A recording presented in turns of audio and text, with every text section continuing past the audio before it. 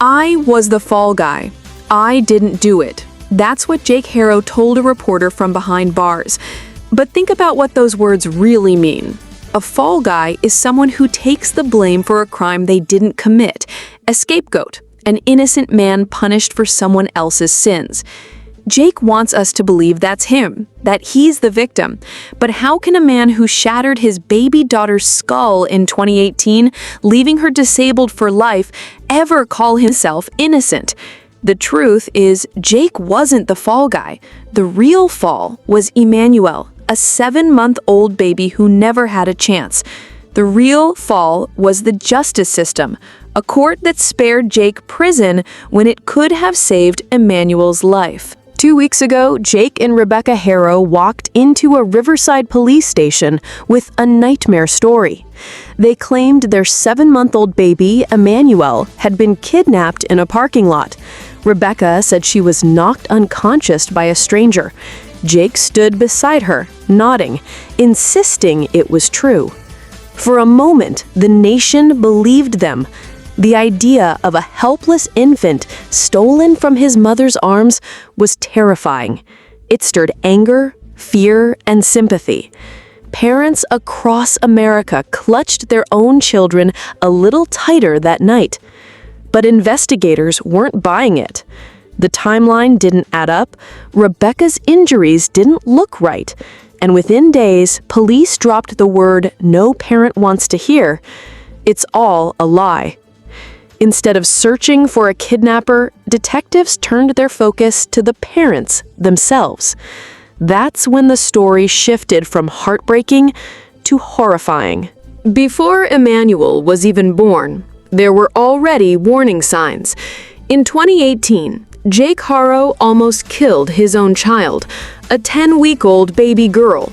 He shook her, hurt her so badly that doctors said she would never live a normal life again. Today, that little girl is 7 years old.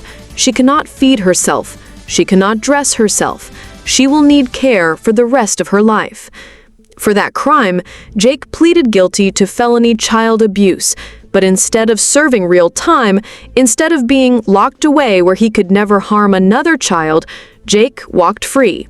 Probation. A slap on the wrist. And here's the bitter truth.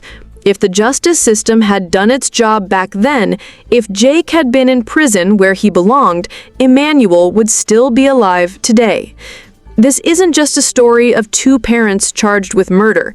It's also a story about how the system failed a baby twice, once in 2018 and again in 2023. When Emmanuel first went missing, Jake and Rebecca clung to their story.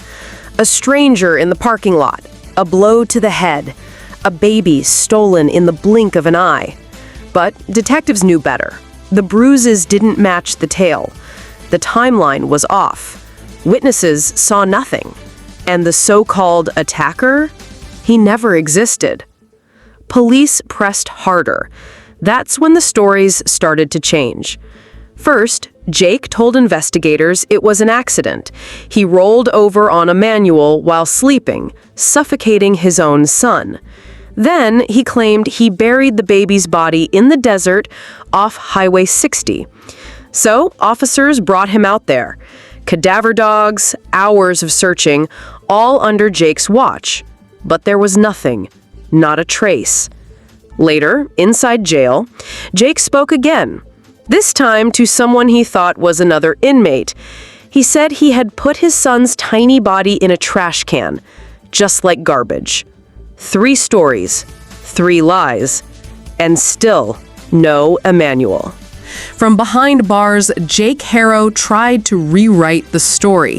He called himself the fall guy. He said he was forced to plead guilty back in 2018 because he was poor, because he couldn't afford a lawyer, because the court system railroaded him. He wants the world to believe he never hurt that little girl. He wants the world to believe he's just a victim of circumstance. But the evidence doesn't lie. That child will never walk, never feed herself, never live free of the scars he left on her tiny body. And even now, with Emmanuel gone, Jake insists that Rebecca is innocent. He told a reporter, quote, "She loves her children." Meanwhile, Rebecca sits in her own cell saying the very same thing. Jake is a good father. Jake would never hurt a baby. It's almost as if they made a pact. Defend each other until the end. But the truth is, no matter how many times they point fingers away from themselves, there is still no Emmanuel. And while they cling to each other, the rest of the world sees two parents trapped in a web of lies, each one willing to carry the other's guilt. If Jake Haro had been kept behind bars for what he did in 2018, Emmanuel might still be alive today. That's the bitter truth. The system failed twice. First, when it let him plead out after destroying a baby girl's life, and again when it allowed him to walk free and become a father again. A father to a boy who never had a chance to see his first birthday. And now, while Jake hides behind excuses and Rebecca clings to loyalty, a community is left asking, where is Emmanuel? A child who should have been safe in his mother's arms, reduced to police searches in deserts, fields, and trash cans. We can't change what's already happened, but we can demand better. We can demand that the system stop giving second chances to men who hurt children. We can demand justice for Emmanuel. So I ask you, do you believe Jake is just the fall guy?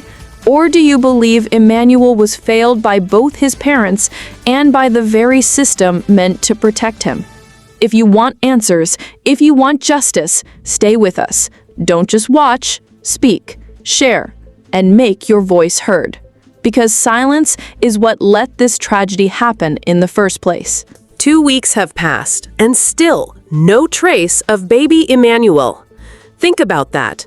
No tiny body, no grave, no place for anyone to bring flowers or whisper goodbyes. Just stories, lies stacked on top of lies.